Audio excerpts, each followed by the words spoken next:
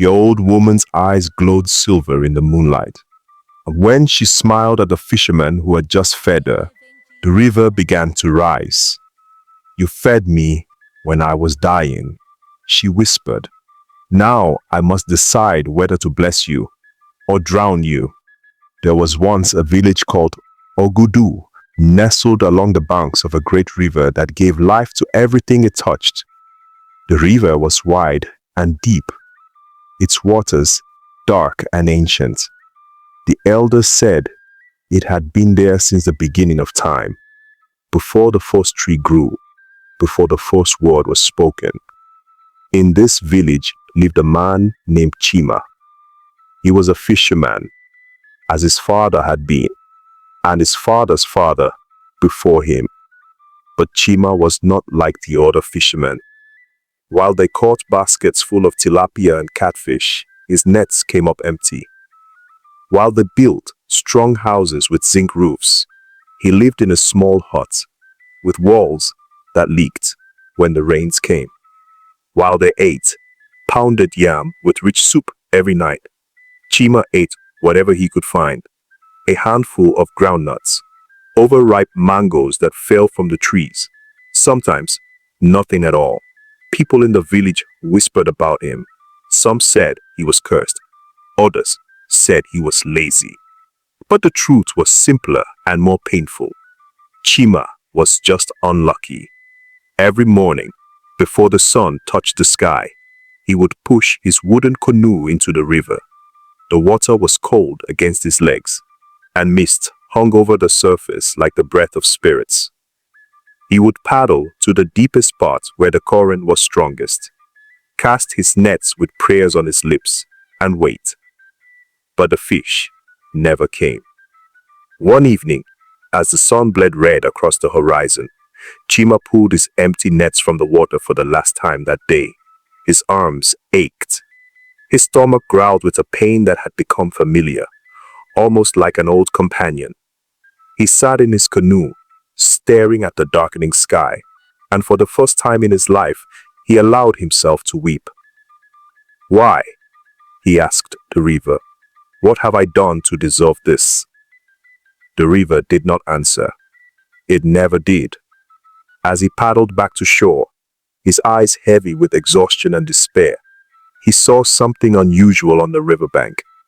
A figure, small and hunched, barely visible in the fading light. As he drew closer, he realized it was a woman. She sat on the wet sand, her back against a large stone. Her clothes were torn and soaked through, clinging to a thin frame like the skin of a dying animal. Her hair, wild and matted, covered most of her face. But what struck Chima most was how still she was. Too still. He beached his canoe and approached slowly. "Mama," he called out softly. "Mama, are you well?" The woman did not move. Chima knelt beside her, his heart pounding. He reached out and touched her shoulder gently. Her skin was ice cold. She stood there, turning her head slowly toward him. When she looked at him, Chima's breath caught in his throat. Her eyes were clouded over, milky white like the eyes of the blind. But they seemed to see through him, into him, past him. "Water," she whispered, her voice like gravel scraping stone. "Please, water." Chima looked around quickly. He had no water with him, nothing but his empty nets and his worn paddle. But he saw a coconut shell lying nearby, probably left by children who played on the riverbank during the day. He scooped water from the river and brought it to her lips. She drank desperately, water spilling down her chin. When the shell was empty, she gasped and looked at him again. "Food," she said. "Do you have food?" Chima's heart sank. He had nothing. He had not eaten all day himself.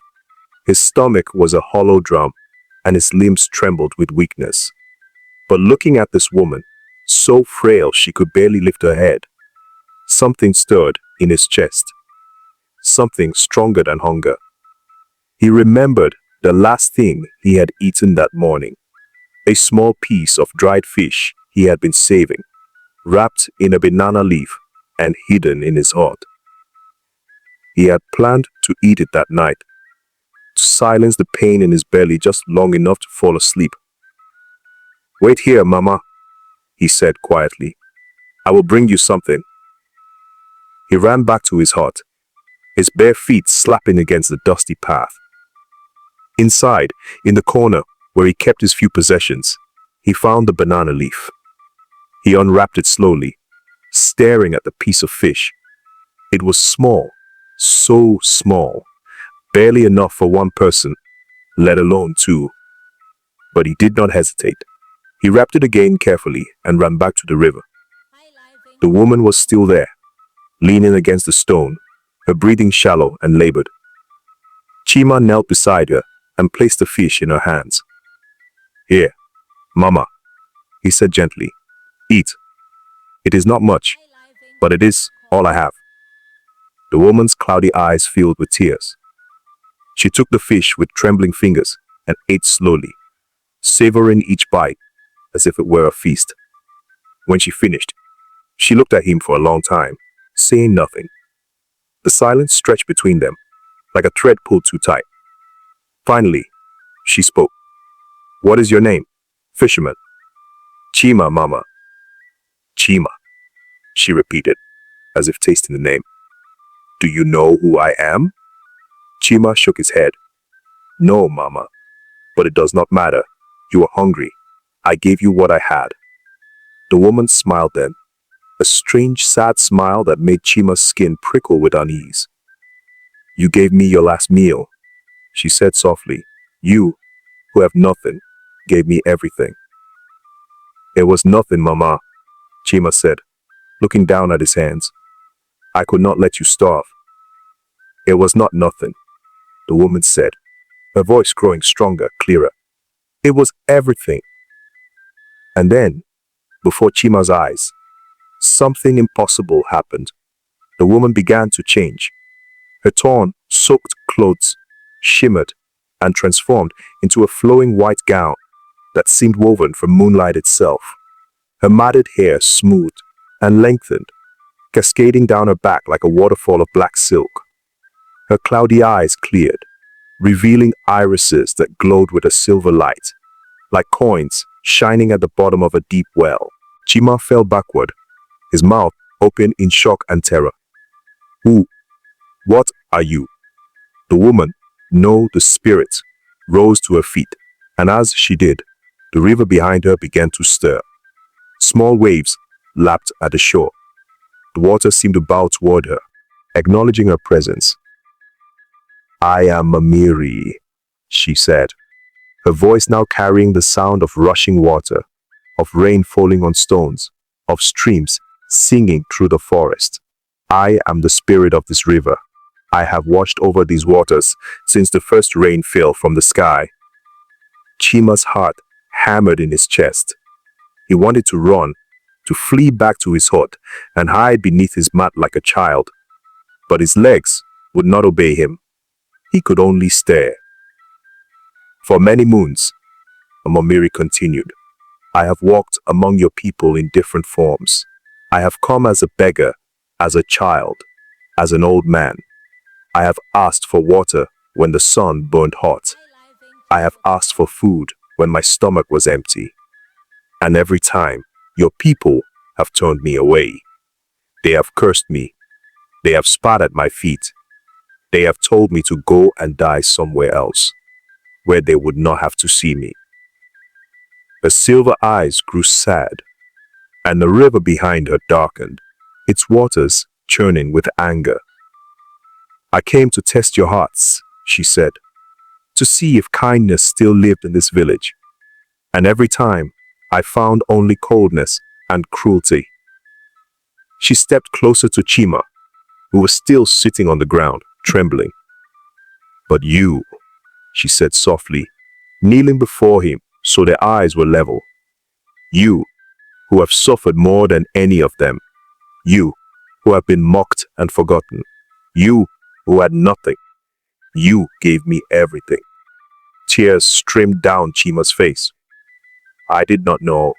He whispered, "I did not know you were a spirit. I only saw someone in need." "I know," Mary said, placing a cool hand on his cheek, "and that is why you have passed the test." She stood again, and the river rose with her, water lifting into the air in spirals and columns, defying all natural law. "The river has been withholding its blessings from this village," she said, "but because of your kindness, I will restore them. From this day forward, your nets will never be empty. Your catch will be so plentiful that other fishermen will beg to know your secret. You will never go hungry again." Chima could not speak. He could only watch as Mamiri raised her hands, and the river responded. Fish of every size and color leaped from the water, filling the air with silver flashes. They fell into Chima's canoe until it nearly overflowed, a blessing beyond anything he had ever imagined. "But remember this, Chima," Mamiri said, her voice turning serious. "The rover gives, but the rover also takes. Treat it with respect. Never take more than you need. And never, ever turn away someone in need, no matter how little you have. For you never know when you are feeding a spirit in disguise." Chima nodded, his heart too full for words. "Go now," Mamiri said gently. "Return to your village. And when they ask you how your fortune changed, tell them the truth. Tell them that kindness is never wasted. Tell them that the unseen world is always watching." With that, she stepped backward into the river, and the water swallowed her like a cloak. The waves settled, the silver light faded, and Chima was alone on the shore, staring at a canoe overflowing with fish. From that day forward, Chima never went hungry again. His nets were always full, his canoe always heavy with the river's blessings. He built a strong house. He married a good woman. He had children who grew strong and wise. But he never forgot the night by the river.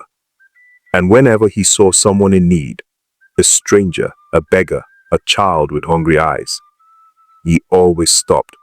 He always gave. He always remembered the woman with silver eyes who tested his heart and found it pure. The people of Ogudu learned his story, and slowly they changed. They became kinder, more generous. They learned to see the sacred in the ordinary, the divine in the desperate, and the river, which had once withheld its blessings, flowed freely once more. This story teaches us that true kindness asks nothing in return. It does not wait for recognition or reward. It gives from the heart, even when the hand is empty. The unseen world is always watching, and what we do in secret, when no one is looking, reveals who we truly are. Respect the poor, honor the stranger, and remember, you never know when you are serving a spirit in disguise.